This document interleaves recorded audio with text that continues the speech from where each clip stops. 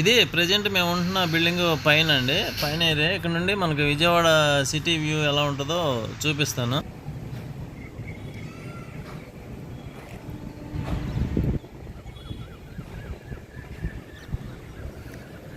ఇది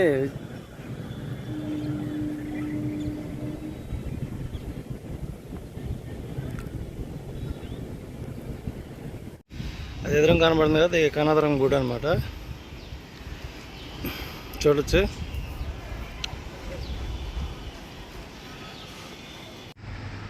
అవి ఆ కొండలు కనిపిస్తుంది కదా, అవి ప్రకాశం బ్యారేజ్ అవతలండి.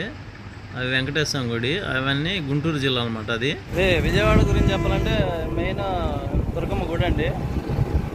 విజయవాడలో ఏంటి స్పెషల్ అంటే మెయిన్ దుర్గమ్మ గుడి అని చెప్తారు. అట్లా అనిపిస్తుంది దుర్గమ్మ గుడి అనమాట. నార్మల్గా అయితే ఇక్కడ ఇంత వాటర్ అయితే ఉండదండి. ఇప్పుడు వర్షాల కారణంగా పైనుండి వచ్చిన నీరు వల్ల ఇప్పుడు ప్రకాశం బ్యారేజ్ దగ్గర గేట్లు ఎత్తివేయటం వల్ల ఇలా వాటర్ అయితే ఉందన్నమాట. ఇది వర్షాకాలంలోనే ఇలాగైతే వాటర్ వస్తుంది.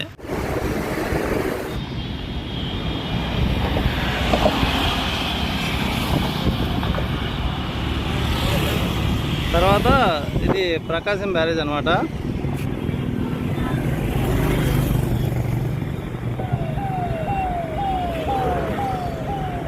కొంచెం నది అయితే వచ్చింది. ఇది కనకదుర్గమ్మ గుడి ఎంట్రన్స్ అండి. ఇది ఘాట్ రోడ్ అనమాట. అంటే వెహికల్స్ ఇవి ఇటు నుండి అయితే వెళ్తాయి పైకి. చూడవచ్చు మీరు.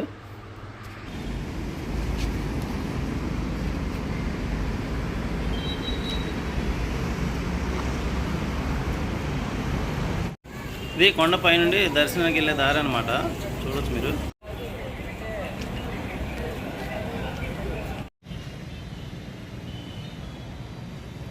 అయితే ఇప్పుడు దుర్గమ్మ కొండ మీద నుండి ఇప్పుడు సిటీ కానీ కృష్ణా రివరు ప్రకాశం బ్యారేజ్ అయితే చూడొచ్చండి మీరు.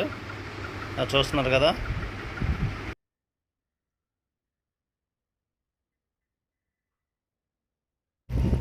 ఇది కనకదుర్గమ్మ గుడికి ఇంకో మార్గం అండి. అంటే కాలినడకన మెట్ల దారి అంటారు. ఈ మెట్ల దారి అనేది ఇటు పక్క నుండి అయితే ఉంటుంది అనమాట. చూడొచ్చు. ఏదో పనులు అయితే జరుగుతున్నాయి ఇక్కడ. ఇక్కడ ఇంకో ప్లేస్ అండి, భవానీ ఐలాండ్. అది కూడా చూడదగ్గ ప్రదేశం అనమాట. అక్కడ ఎలా ఉంటుందో చూపిస్తాను.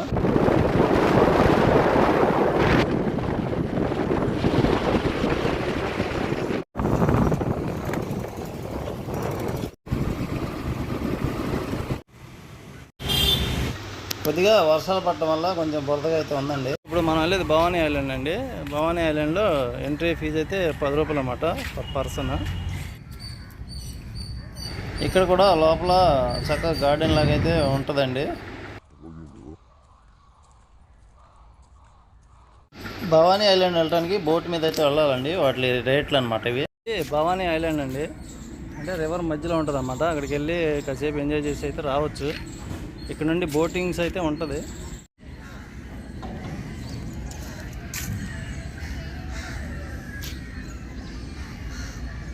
ఇది ప్రకాశం బ్యారేజ్ వెనకాలండి. వెనకాల ఉంటుంది అనమాట భవానీ ఐలాండ్. అక్కడ చూసారా స్పీడ్ బోట్లు, మామూలుగా ఇలాగా ఫెర్రీస్ కూడా ఉంటాయి అక్కడ భవానీ ఐలాండ్కి వెళ్ళడానికి. ఈ స్పీడ్ బోట్ అయితే అలా భవానీ ఐలాండ్ కాకుండా అలా ప్రకాశం బ్యారేజ్ దగ్గర కూడా తీసుకెళ్తారనమాట. ఇదేనండి భవానీ ఐలాండ్. చూడవచ్చు. చాలా పీస్ఫుల్గా అయితే ఉంటుంది అనమాట. ఇక్కడికి వెళ్ళడానికి అయితే ఫెర్రీ ద్వారా అయితే వెళ్తాము. వెళ్ళి అక్కడ కాసేపు టైం స్పెండ్ చేసి ఏ టైంలో రావాలనుకుంటే ఆ టైంలో ఫెర్రీ అయితే ఉంటుంది అనమాట. ఇక్కడైతే లోపల చాలా ఐటమ్స్ అయితే ఉంటాయండి ఎంటర్టైన్మెంట్కి. అంటే రోప్ వే అని అలా పిల్లలు ఆడుకుంటాకి అవి చాలా బాగుంటుంది. ఇక్కడ ఏం లేదండి, ఒక ఐలాండ్ లాగా ఉంటుంది లోపల అయితే వాటర్ మధ్యలో. వెళ్ళి పొద్దున్న వెళ్ళి సాయంత్రం వరకు ఫ్యామిలీతో గడిపి సరదాగా అయితే రావచ్చు అనమాట. ఇప్పుడు భవానీ ఐలాండ్ అయిపోయిందండి. తర్వాత ఇప్పుడు ప్రకాశం బ్యారేజ్ మీదుగా అయితే వెళ్తున్నాము. ఇప్పుడు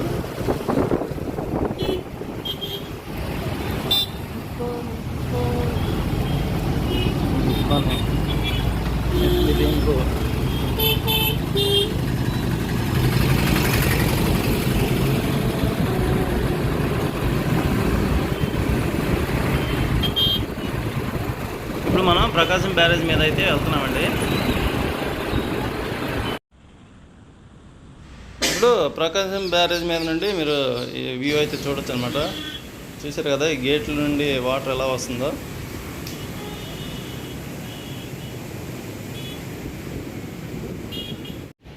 అయితే అక్కడ వాళ్ళందరూ ఫిషర్మెన్స్ అండి, ఫిష్ అయితే క్యాచ్ చేస్తున్నారు అనమాట. ఇది ప్రకాశం బ్యారేజీకి ఇవతల అనమాట, గుంటూరు జిల్లా కింద వస్తుంది ఇది. అదే కనిపిస్తుంది చూసారా, అది కనకదుర్గమ్మ వారదండి. ఇప్పుడు విజయవాడ నుండి గుంటూరు జిల్లా రావాలన్నా, గుంటూరు నుండి విజయవాడ వైపు వెళ్ళాలన్నా ఇది మెయిన్ రహదారి అన్నమాట. ఇక్కడ 2 వంతెనలు అయితే ఉంటాయి.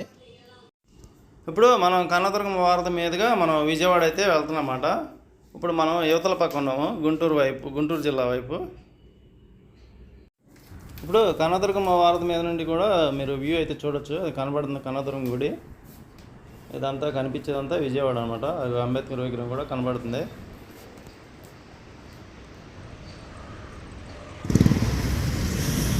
ఇది రిటర్నింగ్ వాల్ అయితే కట్టారనమాట, చూడొచ్చు మీరు.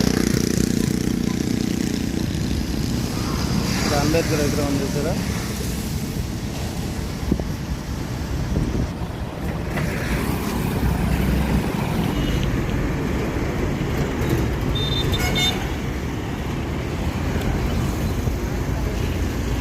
ఇవాళ వాల్ పైన అయితే ఇలా ఉందండి, ఇలా పార్క్ లాగా చేశారు.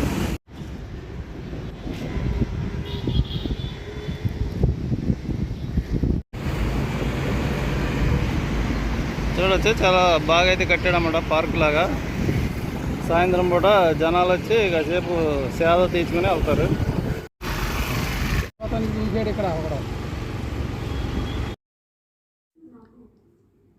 ఈ వాల్ అయితే చాలా దూరమైన ఉందండి, చూడొచ్చు. దాదాపు 2-3 కిలోమీటర్లు అండి. ఆ చివరి కొండ కనపడుతుంది కదా, ఆ కొండ వరకు అయితే ఈ వాల్ అనేది ఉందన్నమాట. అది యనమల కుదురు అంటారు, యనమల కుదురు శివాలయం అది.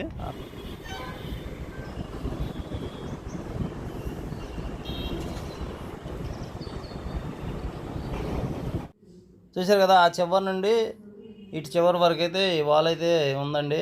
ఇటు నీళ్ళు వచ్చినప్పుడు ఇళ్ళు మునక్కుండా అయితే కట్టారనమాట. అయితే కనకదుర్గం వారి దగ్గర వీడియో చేస్తుంటే అనుకోకుండా పాము అయితే కనిపించిందండి. అది చూడొచ్చు మీరు. ఆ పక్కన అయితే కుక్క పిల్లలు కూడా ఉన్నాయి అన్నమాట. కాసేపు చూసి అది లోపలికైతే వెళ్ళిపోయింది.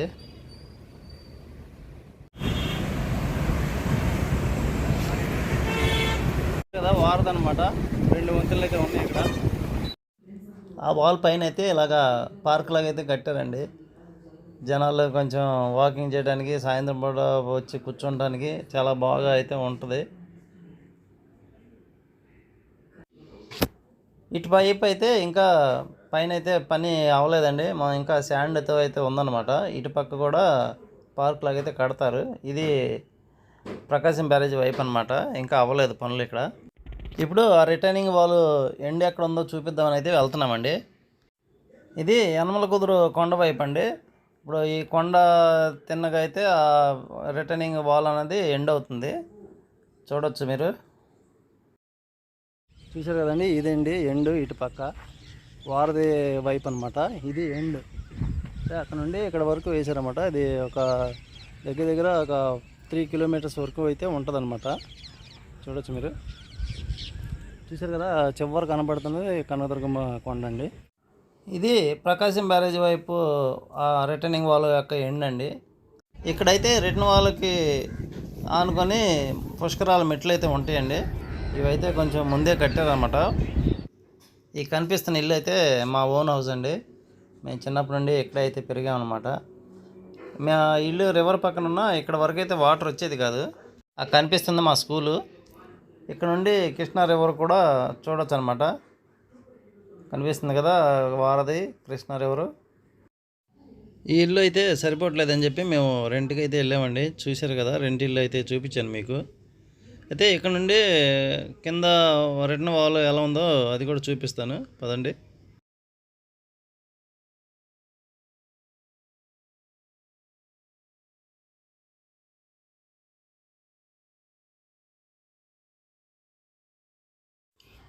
అయితే ఇదివరకు ఈ ఎత్తు అయితే కనపడేది కదండి, డైరెక్ట్ ఇలా రివర్లోకి అయితే ఇసుకలోకి డైరెక్ట్గా వెళ్ళేవాళ్ళం.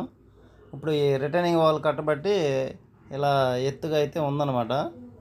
ఇప్పుడు పైకి వెళ్ళి అయితే చూద్దాము. ఇలా వర్షం వచ్చినప్పుడైతే ఈ కింద ఉన్న ఇళ్ళన్నీ అయితే మునిగిపోతాయండి. వీళ్ళందరూ మా వాళ్ళేనండి. వీడియో తీస్తున్నాను అనేప్పటికీ మా వాళ్ళు కొంచెం సిగ్గుతో అయితే పారిపోతున్నారు అనమాట.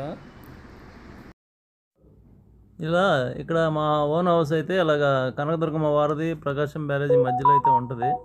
ఇక్కడ నుండి వ్యూ అయితే చాలా బాగుంటుంది అనమాట. ఇదివరకు అయితే ఇలా మేము డైరెక్ట్గా అలా ఇసుకలోకి అయితే వెళ్ళిపోయేవాళ్ళండి. ఇప్పుడు ఈ గోడ కట్టడం వల్ల అలాగైతే వెళ్ళలేమన్నమాట.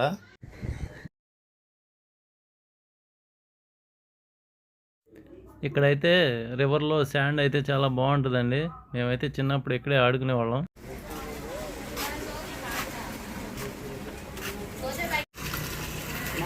ఏమే మా అక్క అండి, మా పెద్ద వాళ్ళ అమ్మాయి అనమాట. వాళ్ళ ఇల్లు వరద వచ్చినప్పుడల్లా ఇక్కడ ఇల్లు అయితే మునిగిపోద్ది. ఇక్కడ వరకు వస్తాయి అనమాట వాటర్. కరెక్ట్గా ఇక్కడ వరకు అయితే వస్తాయి అనమాట. ఈ ఇల్లు అయితే మొత్తం మునిగిపోద్ది.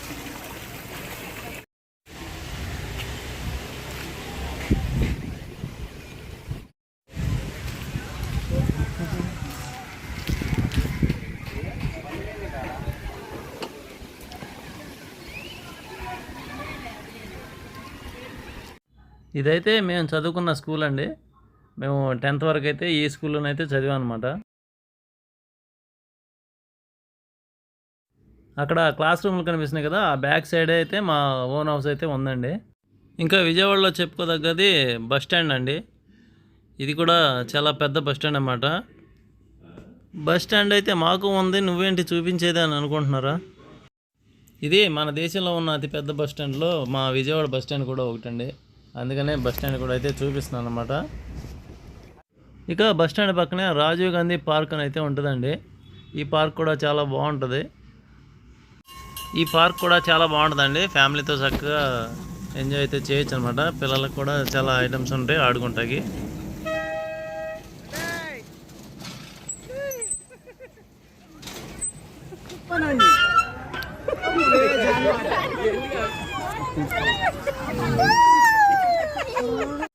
అయితే తర్వాత చెప్పుకోవాల్సింది రైల్వే స్టేషన్ అండి. విజయవాడ రైల్వే స్టేషన్ కూడా మనకున్న అతిపెద్ద జంక్షన్లో ఇది కూడా ఒకటనమాట. మీరు ఇటు చెన్నై వైపు నుండి కనుక వస్తున్నట్టయితే ఇలా కనకదుర్గమ్మ గుడి అయితే ముందు ఎంట్రీలోనే తగిలిద్ది అనమాట.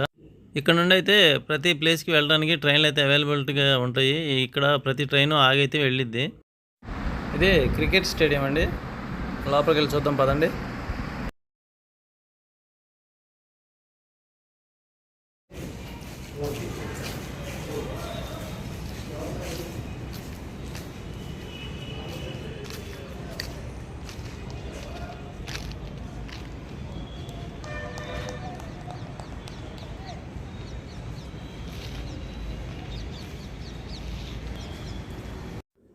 ఇది క్రికెట్ స్టేడియం అండి. అయితే ఒకప్పుడైతే ఇంటర్నేషనల్ మ్యాచ్లు అయితే జరిగినాయి. అది వెస్టిండీస్తో అయితే ఒకసారి జరిగినట్టుంది. ఇక ఇప్పుడు ఇంటర్నేషనల్ మ్యాచ్లు అయితే జరగట్లేదు. ఏదైనా చిన్న చిన్న స్పోర్ట్స్ కానీ ఏమైనా పార్టీ మీటింగ్లు కానీ గవర్నమెంట్కి సంబంధించిన మీటింగ్లు ఏమైనా జరిగితే ఇప్పుడు దీన్ని అయితే యూజ్ చేస్తున్నారు. ఇప్పుడు విజయవాడలో అంబేద్కర్ స్టాచ్యూ దగ్గరికి అయితే వచ్చామండి. జనం అయితే చాలామంది అయితే ఉన్నారు. అయితే లోపలికి ఎంట్రన్స్ ఫీజు అయితే 5 రూపీస్ తీసుకున్నామండి.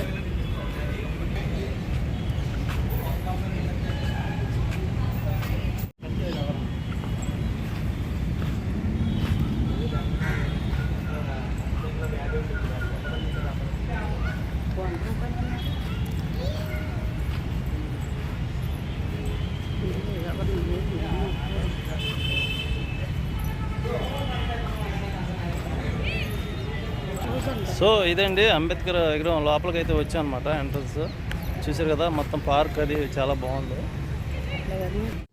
ఇలా బయట అయితే అంబేద్కర్ గారి జీవిత చరిత్ర మొత్తం ఇలా చిత్రపటాల రూపంలో అయితే చూపించారు. చూడొచ్చు, మొత్తం ఉన్నాయి అన్నమాట.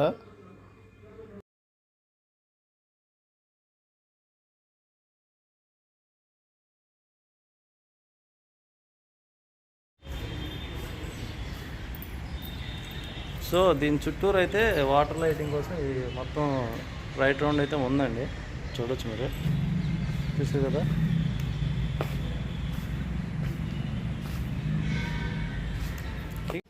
లోపల అయితే అంబేద్కర్ విగ్రహం దగ్గర చాలా బాగుందండి.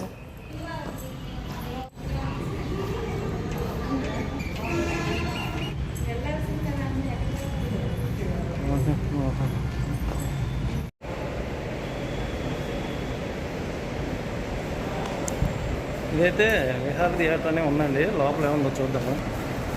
ఇది ఎంట్రన్స్ అన్నమాట.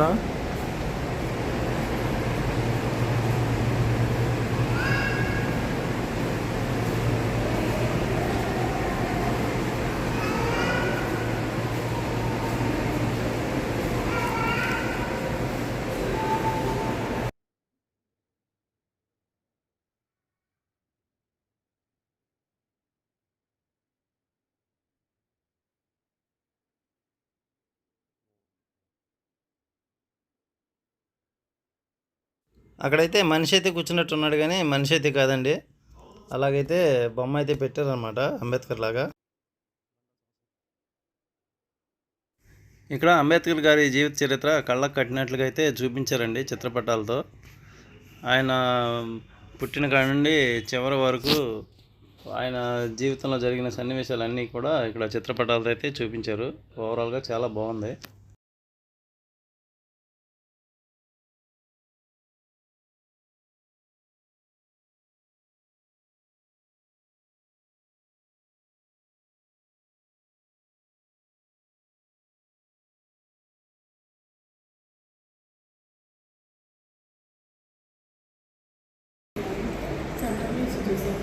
ఏసీ ఎలా ఉంది లోపల?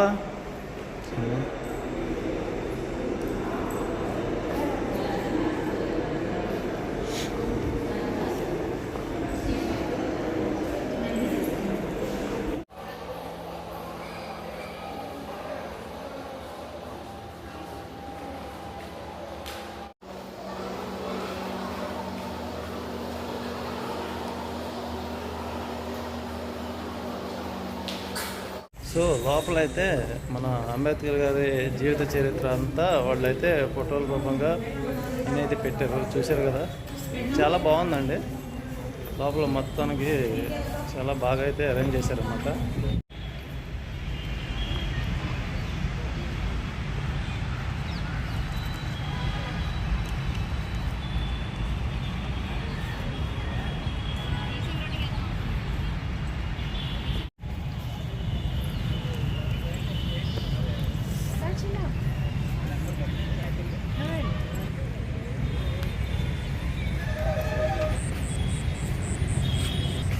చూసారు కదా, ఇదైతే టోటల్గా నెమలేక అయితే అలా అంత బారుగా వచ్చినట్టుగా గ్రాస్ అయితే బాగా చేశారండి, చాలా బాగుంది చూడటానికి.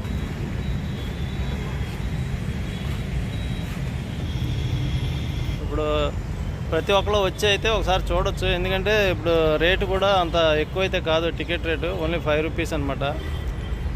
ఆ లోపల గార్డెన్ అది చక్కగా చాలా బాగా చేశారన్నమాట. మిస్ కాకండి, కంపల్సరీగా వచ్చి దీన్ని అయితే చూడండి, చాలా బాగుంది.